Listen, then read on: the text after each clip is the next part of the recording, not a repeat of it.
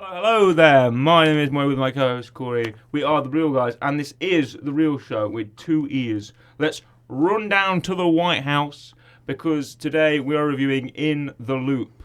As always, I'm accompanied by my co-host Corey. How are you doing today, Corey? I'm doing very well, thank you. And as always, you can watch us on our video version. You can listen to us on Apple, Amazon, Spotify, podcast, anywhere you get your podcasts, iTunes, Google Podcasts. We're there. You can listen to us. Corey, Yes. You've never seen this film before. You don't know anything about Nope. the common British drama, The Thick of It. You're correct. You've never heard of it. You've never watched The Loop or anything. This is your first exposure to this. Mhm. I love you for this, Corey. Okay. Because often I'll know about something. Yep. And I'll think, what would Corey react to this? Mhm. And I send it to you, Corey, and you come back and you say, never seen it before. Yep. So I've got, oh, well, all right, give it a watch then. So I always get your fresh thoughts. I'm always very excited. We've not talked about this at all pre-recording. So it'll be nice to get your first-time thoughts. That is true. What did you think when you finished this film? In all fairness, I think the main thing and the main takeaway, which we pretty much just mentioned off camera before starting for us, was the fact that you asked me if I've taken any notes for this film, as I normally do. I try and take notes. Yeah, you've got a big notebook. I do. It's down here, currently. Here it is. Mm-hmm. But it's got no notes in It's it. holding a brown notebook, people. It's a brown leather notebook with sort of beige pages. Correct. It's bound up with a nice It little is. string, Yep. and it has no notes on it. Nope. On the loop. Because I was too distracted by Peter Capaldi's use of language in this film. His flowery language. And I was just sat there watching this for 1 hour 40 minutes, Yes, you were so distracted. including the credits. You did watch the. You watched the credits. Yes, Me too. yes. If there's something going on in the background with credits, I will watch You will the watch credits. it. You will sit through. Yeah, me too as well. And I'm you glad. don't want to miss anything. And I'm glad, because right at the end of the credits, as the credits roll away, you get insulted. Yes, Because of course you do. which is perfect. Yes, Which is absolutely perfect. And the insult as well is quality, yes. as is every line that Peter Capaldi says in this film. He's the star of the film, isn't he? It's beautiful. It's not in a lot of it. Mm. He takes a break round about the end of the first act. Yeah, he does. But he comes in later when they arrive in America, and it's absolutely perfect. He's Malcolm Tucker is one of those famous British characters I'm surprised you didn't know about before now. He's one of the famous British characters, an angry Scotsman Yeah. who's really angry at everyone else's incompetence, and he comes in and gives them a verbal beating. Yes. But no. But the only way I can fully describe this is this film just pretty much just goes at 90 miles per hour, and it just doesn't stop. Yeah, It just goes and it just keeps going. It does. This 2009 film of British Cabinet Minister Simon Foster says that he delivers an off-the-cuff remark that war in the Middle East is unforeseeable, Yes. and then it causes a profane political spin doctor, Malcolm Tucker, played by Peter Capaldi, tries to cover it up, his faux pas, Yep. when the comment is picked on by several American officials as to say why they should invade the Middle East. What I like to imagine is what happened if Malcolm Tucker went to his office and just picked a different cassette tape. Yeah, maybe, yeah. I didn't hear it on. Pick something else instead.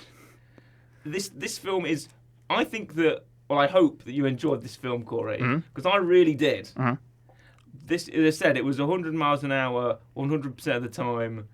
It throws you in with Malcolm Tucker. It throws you in with Simon Foster, who's played by Tom Hollander, who is great, and Toby, who is the new intern at the office. Mhm.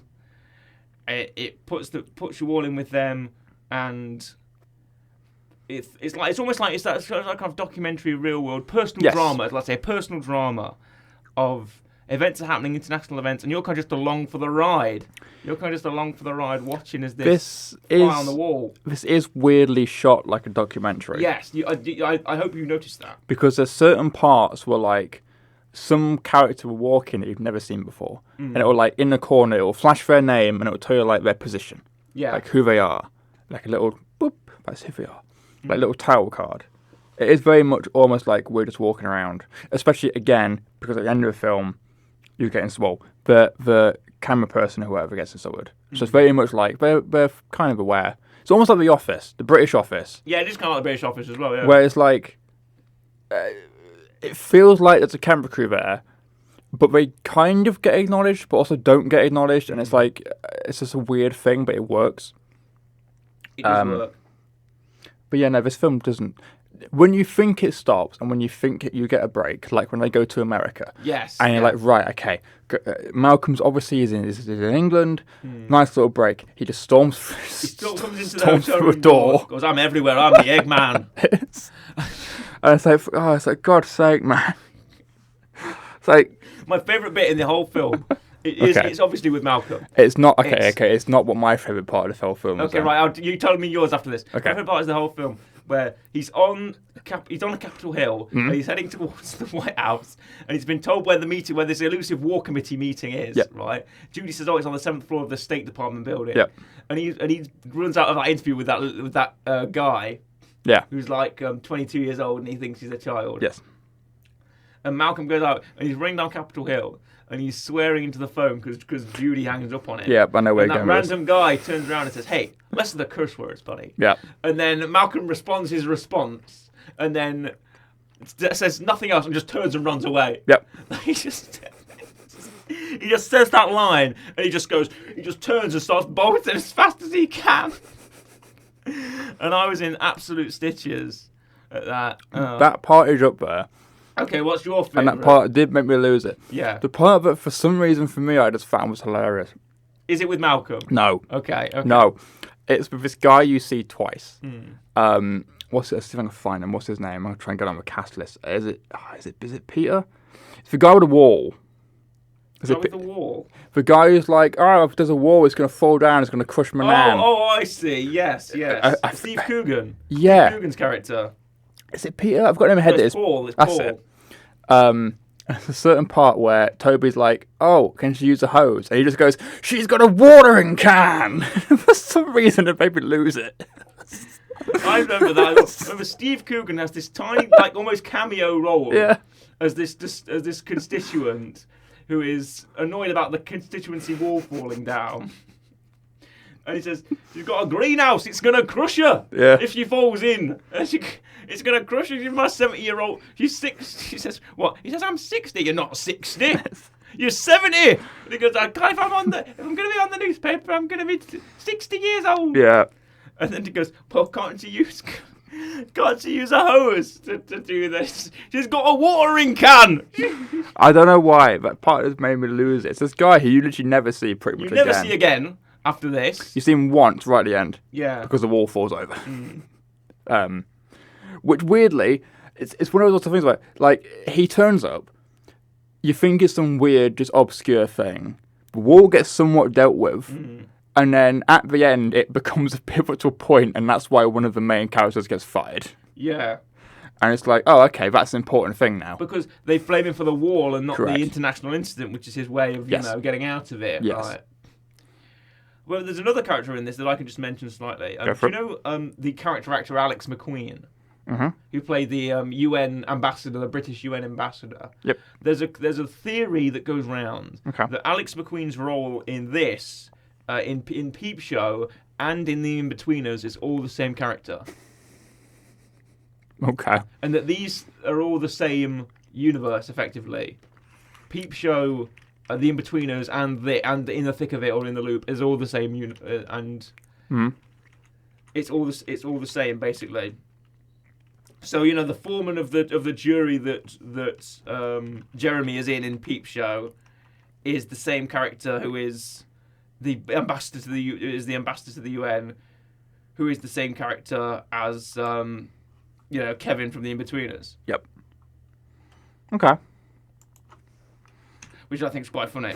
But that's just the thing, because they act the same. The reason the basis of this theory is they act the same in every single film. Right. So that's why. Yep. And I think he's in Outnumbered as well, and it's the same character there as well. He's a door-to-door salesman. Yeah. So the door-to-door salesman becomes the foreman for a jury, becomes the ambassador to the UN, Yeah. But Peter Capaldi and Tom Hollander are really pulling out their best work in this. I feel like Tom Hollander just has this kind of politician-like demeanour. Yep. Like maybe it's because he's quite famous for his portrayal of politicians, but it's as well as his stuff like how he sits in the car and he's talking about resigning to Judy. Yep. And he says, "Oh, can we and you get a car, Toby?" And Toby's like, "Why? Do you want to talk about resigning again?" "Yes." And he goes, "I don't want to talk about resigning with Judy there. We'll talk about resigning with you instead." You know? Which I just think is great, and I'm a big fan of Tom Hollander anyway. But again, it's one of those films where I'm like, you just don't fully know how you can describe it. It's like, how do you describe it? It's just a weird, like, it's one of those things where, okay, well, what are they? Well, okay, they're politicians. I was like, okay, right, what's going on? Where's a war going on? Or is a war about to go on? War about to go on, yes. And it's how all these different politicians / a guy that's like in charge or whatever of the army who's using a kid's calculator at one point. Yeah, the guy from... do you recognise that man? No, kind of. Tony Soprano. Not seen it. Oh, you've not seen what? You've not seen The Sopranos? No. To know that Tony Soprano is in this film as General George Miller. Come on, Corey. You tell me you've never seen The Sopranos. No, I've not seen it. Oh. Yeah, good old James Gandolfini. That's Tony Soprano, don't you know? Yeah. But it's just one of those weird things. It's one of those weird films to describe, where there's so much going on, and it's so somewhat complicated, but also to the point where what's going on doesn't fully, like, you can miss bits and it's fine because you're not going to be able to keep up with everything. It's almost staged like if you're not familiar with the format of In the Thick of It show, it's basically like this. Yeah, this is like an extended pilot for In the Thick of It, basically, where the film doesn't have. Sorry, the series doesn't have Simon Foster in it. It's basically around Malcolm Tucker and Toby, and Susie as well, his girlfriend that kicks him out. Yep. It's basically based around those three and their sort of political careers, which is quite funny. Yeah, if this is anything advertisers are watching In the Thick of It as well, it's really, really great. It's a great series. I've seen bits of it. Only strangely enough, I found out yesterday, only 22 episodes. I thought it had more. Oh. Since it ran from about 2005 to 2012. So hey, I don't know, maybe short seasons. But yeah, possibly. But no, it's a really great series, and I think anyone should watch it. If you enjoy In the Loop, you're going to enjoy In the Thick of It as well, because it's the same format effectively. Yeah, that makes sense. That makes sense. But there's just so much that happens in this film. It goes on. Also, there's so many different either jokes or comedy bits or sketches where it's like, again, there's so many that it's like, which ones do we mention now on the show and which ones do we just kind of leave for people just to hear? Obviously, some of them we can't tell people about on the show. Yeah. Because of most of it, yeah. Because of the language being shouted at by an angry Scotsman. Actually, two angry Scottish men, because halfway through a second one comes in. Who's even more angrier. Yeah. Who seems who's even more angrier than... It's just like... Maybe this is the portrayal of how people in England see the Scottish. Yes. Because, as soon as you kind of get, right, okay, we're used to Malcolm now, there's just this other... Malcolm leaves, and just in his place, it's this other angry Scottish man. Yes. Who's somehow worse. And you're like, oh, God. So there's another one. And it just keeps going. Yeah. But yeah, there's so some of the jokes we can't go into, but it's overall, as far as the film goes, it's very funny. Now, granted, is it going to be everyone's cup of tea? Probably not. It almost gives off a right. You're either going to really, really enjoy this, or you're not going to be able to stick with it. Thankfully, I quite like this kind of comedy. It doesn't bother me at all. No, yeah. In fact, this kind of comedy is very funny to me. Yes. I think this is one of my favourite styles of comedy. Yeah. Almost this kind of political... It's almost like a satire. Yeah. It's political satire, drama. I think it's incredibly funny. But there's just so much that goes on. And it's so somewhat well written. And I was going to say it's well shot, but it doesn't look well shot. But that's kind of the whole point. Like you said, it very much looks run and gun, like someone is. Yeah. I like to imagine that like in the scene you mentioned when Malcolm's shouting on a phone and runs away. Yeah. I like to imagine it as some poor camera person who just has to chase him Have to everywhere. chase him, yeah. Effectively, when you see the shots of him running into the building and running around, and even the shots of when you first see Malcolm come around the corner towards the Home Office building, Yeah. he says to that guy on the phone, "Do you want to get rid of this quote?" he said, "or do you want me to leak the fact that I've seen you with this other woman at this party when you're married? Yes. You know, and congratulations on the new baby." Yep. That kind of thing. And the camera kind of stops and zooms and focuses in, and it is very documentary kind of shot. Yep. Of how they covered up this sort of war from happening by this paper that Lucy is it Wells or Lucy Wells, something like that. Yes. Prip Pit. Yep. Prip Pip, whatever it's called. And people keep making jokes about what Prip Pip sounds like. Yep. But Prip Pip is a paper which says the benefits and negatives of war or something like that. Yeah. And it's being used by people as like a bargaining chip on a reason to kind of stop or start the war. Yeah. Did you get that part of it? Kind of. Again, like I said, about halfway through this film, I kind of went, right, I'm going to stop trying to keep up with everything and just watch it. Because it does get to a point where it's so hectic. And like, people are leaking things, people are deleting things, people are trying to fix things, people are running around the whole place. There's a scene at the end where like I go into the war meeting and everyone just turns up instead of moving to different rooms. And there's so much going on where it's like, right, okay, I'm going to try and keep up with it as much as I can, but if I miss any of the story, it's fine. There's another subtle joke in this where there's actually there's quite a lot of subtle ones. But one of my favourite ones is when they arrive to the airport and they get a motorcade car, and Simon Foster gets a motorcade car. Also, he's like the best thing is, he has a tiny position in the British government. Yep. But when he says this one thing, it's all blown up, Yep. basically. Also, climb the mountain of conflict is a great quote as well. And the fact that the general has, well, not the general, but the guy from the State Department has it on his wall. Yep. And they're printing out font papers of it, climb the mountain of conflict.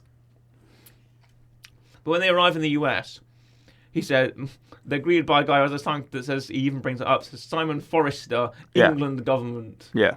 And then he says, I'm Simon Foster, and it's British government. I thought that was funny because that speaks to, the Americans just don't really care. Yep. And they're kind of using this guy as, what did he say, room meat or whatever, room Yes. meat. He's just a guy in the room, Yeah. and no one really cares. He's not really important, but he's room meat. The other kind of joke that's somewhat, I guess one of the other jokes that I guess stands out. It's somewhat funny. It's like, again, going back to Alex McQueen again. Because there's a whole scene where Malcolm's like, right, okay, I need you to push it back.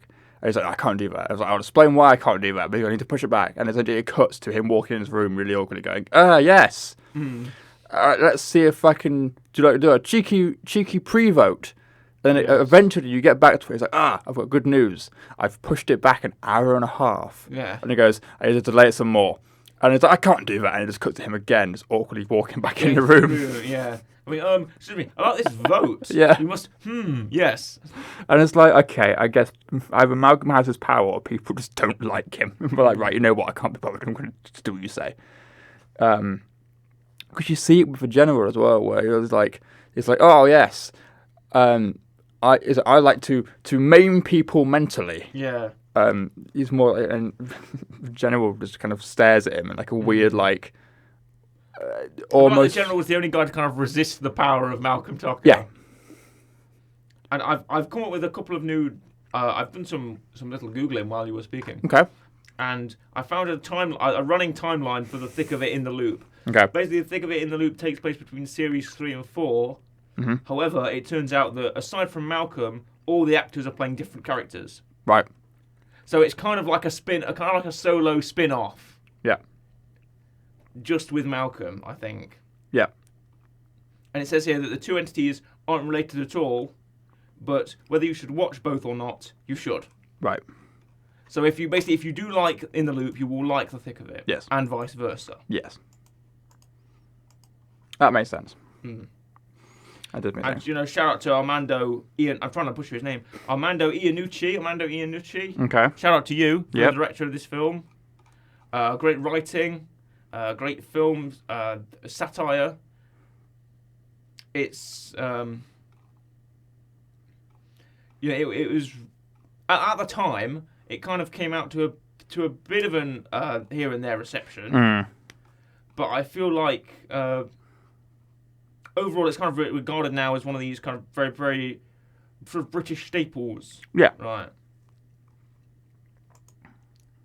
And also, it's behind someone who I'm a big fan of, Jesse Armstrong. Mm-hmm. Are you familiar with who Jesse Armstrong is? Yes, I know the name. Jesse Armstrong is one of the writer and co-creator of the Channel 4 series Peep Show, Mm-hmm. which I love, and also the writer and co-creator of the drama series Succession. So basically, he's kind of like my Jesus, Okay. effectively. I love his work. He did The Thick of It, he did In the Loop, and he did these two. Basically, he is the master of kind of like that British satire comedy, very as a sort of author and also an auteur style. I feel like Jesse Armstrong is really amazing. I'm trying to go through the quotes and see if there's any quotes that I can repeat. Oh, it's a funny. The bit you're on about, with him running off, Yeah. is on the quote page. I can't fully repeat it, No. but it's got Malcolm's line. Yes. So it's hung up, Yes. and then it it says more. goes on a rant, and the guy goes, "Hey, buddy, enough for the curse words." And then Malcolm replies, and then just in like square brackets it says he runs into the distance. He runs to the distance. That's perfect. That's perfect. There's got to be some quote. Oh yes, I forgot. There's a bit where the other Scottish man beats up a fax machine. He does. He kicks, but he doesn't need to kick the fax machine. The fax No, machine because was email. just, it was an email. But the fax machine was just, an example, Yes. right? Jesse Armstrong explains of his writing process. It's exactly the same format used in The Thick of It. Armando holds it together in the middle. Simon Blackwell, Tony Roche, and I meet him and then come up with the storyline. Us three go away and do a storyline, then send it to Armando to be okayed and do the initial drafts. Then Ian Martin does additional material and rewrites as well. So it's a 5-man team, but all broken down into different compartments. It never feels unwieldy. Once we had the storyline mapped out with Armando, each of us took an act each. If you think of it as a 3-act movie, I had the first crack at the first act, Simon at the second act, and Tony at the third. We looked at them all, Armando gave us notes, and we did another rewrite and passed them around. It's not like one person does the plot, one does the jokes, and one does the politics, but we all have our different strengths. Mm-hmm.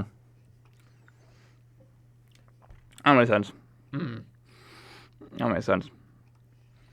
But the one thing, one of the main things that I like about this, and again, it's kind of, I guess, a British comedy thing, an old British comedy thing. It does feel like Yeah. less. It feels more like people are going, right. It's almost like you've got a group of friends. You've all gone, right, let's just make a thing. Let's just do what we're good at. If you're better at writing, if you're better at whatever. We never see the Prime Minister, we never see the Nope. President. Nope. It's like the Emperor in Star Wars in A New Yep. Hope. We never see the Emperor in Star Wars, they just talk about it. Yep. Even in Andor. But it has a feeling of But like, they deal with mainly the sort of the State Department, Yeah. Home Office underlings, people who kind of make the decisions that have a normal political consequence, but are never a head of state. Yes. Which I think is incredibly good as well, because it's like the little guy, and I love that sort of grunt work feeling of it. but yeah, it just feels like you've got a couple of friends who met up and go, let's go do a thing. Like I said, it kind of has a feeling of The Office It's or it's sort of guerrilla filming. or yeah. something like The Mighty Boosh, where it's just kind of like there's two people who've gone, right, okay, let's just make a thing and we'll run with it. And it's great. You also have the somewhat jokes of, again, I'm back on the quotes thing again, of a guy who is supposedly the assailant who's given him all the information, and no one knows if he's real or not because Iceman. it's called Iceman. And it's like, out of all the nicknames, Iceman. And then they change it, don't they? They change it to Danusia or something like that. One of the names on the Yeah. classical music. Yeah. But no, it's such a weird thing to explain, but it's really good if you like that kind of mid late 2000s comedy, that kind of thing. It was filmed in December 2008, during the hiatus between The Thick of It's second series, which aired in the autumn of 2005, and the third one, which aired in autumn of 2009, after the release of In the Loop. Yep. It was shot on location on London and DC, obviously. Yeah. As we mentioned, the filming style is highly similar to The Thick of It. That's why I probably like both. Yes. The similarities are everywhere, down to the docu-style, handheld camera work, evident on the monitors. It's the same director of photography, and sort of the anti-West Wing production design that eliminates all notion of political glamour. Yep. It's all very gritty and down in the trenches of the political intrigue and all that's, and that makes it fun. Yes. So, in the filming, the director, Armando Iannucci himself, mentioned progress on the film in several columns for the Observer newspaper. He says, "In the film I was finishing, we featured a motorcade. We had some police standing by to add authenticity. We started rolling, but could never get up to a decent speed because the traffic lights at each block. Then one of the police leant into the car and said, 'Do you want me to turn my siren on? That'll let us through all the red lights.' It worked, and so it was quite exciting." But no, it's just such a weird but interesting film.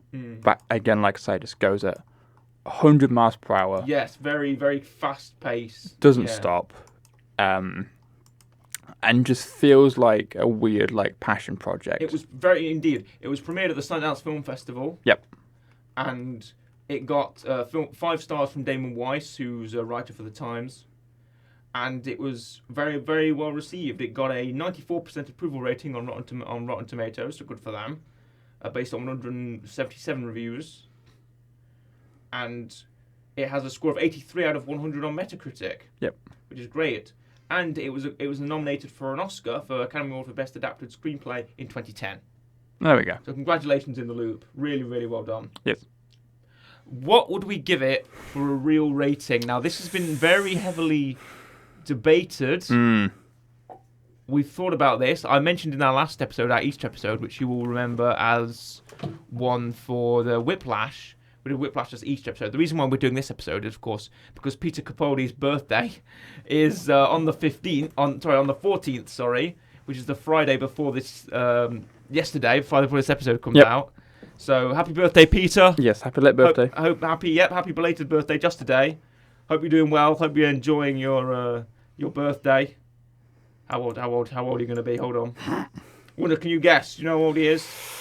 Don't be too generous. 62. No, he's going to be 65. Oh, okay. Happy birthday, Peter. Don't look a day over 50. Our rating for In the Loop. Yep. I want you to go first. I am going to give it what do I give it? Ooh. Is that too harsh, though? I'm torn. Right. I'm torn between something that may be too low, but also maybe too high. I am going to give it a 8.5. An 8.5? Yeah. I'm going to give it...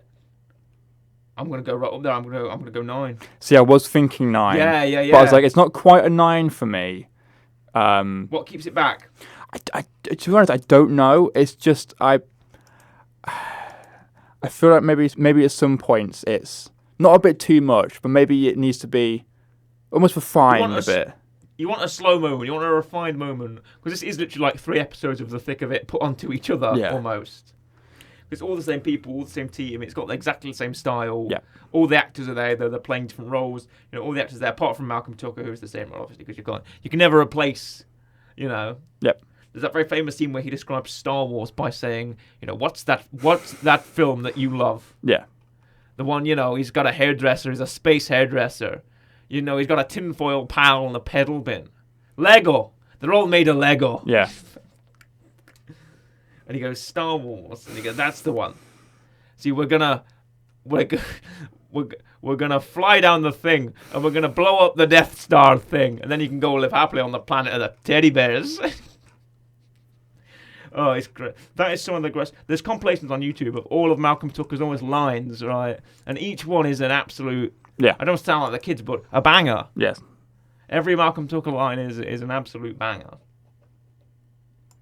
But I'm sure with the real rating, you're wondering what my weekly rec will be. Right? Yes, it's your turn this week. Now, you know Peter Capaldi. Correct. Fan of many things. Fan of Doctor Who. Correct. Not only has he been the 12th Doctor, not only did he star in an episode of Doctor Who that had David Tennant in it, he was in The Fires of Pompeii. Yeah, Is he that was, true? yeah. Yes. He was the 12th Doctor himself, but he was also in another Doctor Who project. Okay. He was in Torchwood. Mm. Do you remember this? No. He was in Torchwood as John Frobisher, Okay. who is, strangely enough, the Home Office Secretary. So he's playing another government Okay. role there. Uh-huh. And he is in the special called Children of Earth, if you know about that Torchwood TV special. Yes. So I'm going to recommend Children of Earth Day 1, which is the first episode of that arc. It's a 5-episode arc. And he plays John Frobisher, who is the secretary to the Home Office and Torchwood's liaison to the British government. And yeah, he plays a Scottish man in British government, just like Malcolm Tucker. Doesn't swear as much, obviously, but he communicates with the aliens who come down to Earth and they're trying to steal the Earth's children. So it's but the alien called the 456, who are like this sort of three-headed kind of thing that floats, Yep. floaty alien squid, massive alien squid race. Yeah, it's a great episode, very full of tension. It's great Doctor Who work, this. So I'm going to recommend the Torchwood episode, Children of Earth, Day 1. Nice. And I'm going to give it a 6 out of 10 Okay. reels. Okay. Not because I don't rate Torchwood that much, I just feel like, I don't know, maybe it's aged a bit, I'm not sure. I did watch the episode recently. So. Yep. That makes sense. Peter Capaldi, always good. He's one of the people that, no matter what he's in, Peter Capaldi is always the standout man. Correct. And of course, I'm a big fan of Tom Hollander as well. So I'm gonna say, and he does really great in The Loop, playing Simon Foster. So hey, There we go. this is brings a lot of good cast, a lot of great British comedy, and it's on the level of that of great British staples like Peep Show. Have you ever watched Peep Show? I've seen clips of Peep Show. Would you watch it for this? It depends how much of it there is. Not all 9 series, of course. That's what I meant, yeah. I think 6 series, but you know, I've seen all of Peep Show. I binged it, and I don't often binge, but it is a very bingeable show because it's half an hour chunks and each one is written very well. So hey, maybe if we ever come around, if it's ever David Mitchell or Robert Webb's birthday, then we can watch a bit of Peep Show and review that. Hey, Yeah, that's true. and we don't often review shows here, not unless both of us have seen the entire thing. Yeah, exactly. Mm. It's very, very rare for us. Yeah, of course, very rare. Did you have a favourite character from In the Loop? Well, if we're going character based, then it would be Malcolm. Yeah. Because overall, he is probably the stronger. Do you think he's I don't think he's the main character though. No. Who is the main character of this film? I would, well, technically, if we're going to go technicalness, the main character in the film. Let me go back to the cast list. Where's it gone? I think I know who the main character is in this I film. would say the main character of the film is Simon. Yeah, me too. Yeah, Because that's what I'd say. One, he started it. Yeah. And 2, he's the one you follow. And 3, he is. It starts with him. It's his fault it's happening. He's what's happening. He yeah. tries to fix it constantly. Yeah. And then he's the one that gets And he's the one fired that in gets the end. fired at the end. But he's kind of almost let off for it. He's not fired for the war thing. He's fired for the constituency war. Yes. Which is kind of the resolution of the whole film. Yeah. So I would say it would be him. And Peter Capaldi is just one of those characters where you get it in films sometimes where the side character just overtakes the main character. Yeah, in just terms steals of the show. He's just popularity. in it that. Yeah, he's just in it that much that he kind of steals the show almost. Which I feel like is for Peter Capaldi is perfect. Yes. And Malcolm Tucker really was his sort of. It'll be part of his legacy. That and Doctor Who. Pretty much. Obviously, Doctor Who is a massive franchise. I know Peter Capaldi's a huge fan of it. Yep. So much that he was the head of the fan club for a time when he was younger. He definitely That's true. sent them a letter. I think he sent him a letter saying he wants to be head of a fan club, and then they were like, "We've already got one," and I think he went.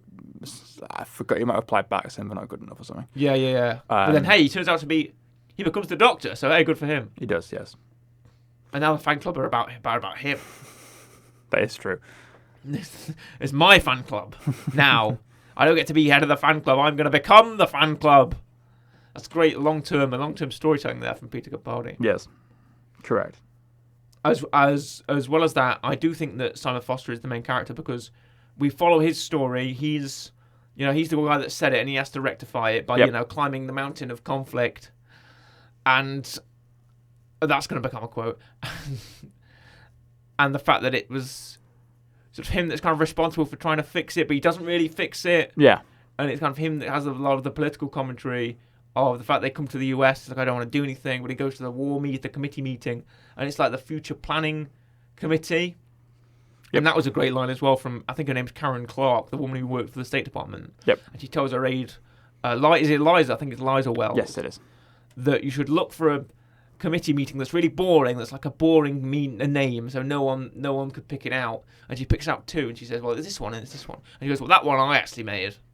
That's my committee. And she goes, oh, well, good. She says something like, oh, good job. It sounds really boring. No one would ever find it. And he's like, well, yeah. But that's my committee, you know. Yeah. Which I thought was quite hilarious. But everyone is this again. It's greatly casted as well. The thick of it definitely knows how to cast, as does In the Loop. Everyone's doing their best work here. Yep.